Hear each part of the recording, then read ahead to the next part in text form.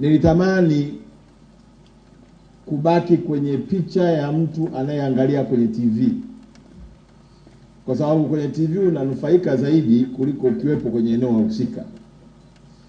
Unaona mambo mengi, lakini moyo wako unakuwa na faraja kubwa sana.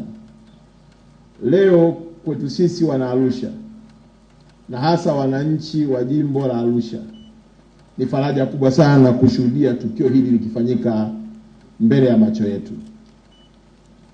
Mheshimiwa Waziri, barabara kwetu ndio kipaumbele. Ni ajenda ambayo inawabeba wananchi wote bila kujali vyama. Kama kuna jambo ambalo wananchi wa jimbo la Arusha hawatofautiani, ni jambo la miundombinu ya barabara.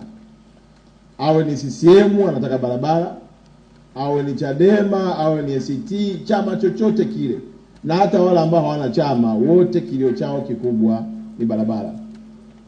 Leo inapokuwa siku ya kushuhudia utiwaji wa saini wa ujenzi wa barabara zetu kilomita 13, na hizi 13 ni zile ambazo tunazihesabu katika njia 4 na njia 2, lakini tukiamua kuzinyumbulisha kuzipeleka kwenye njia 2 maana yake tunaongelea kilomita 17.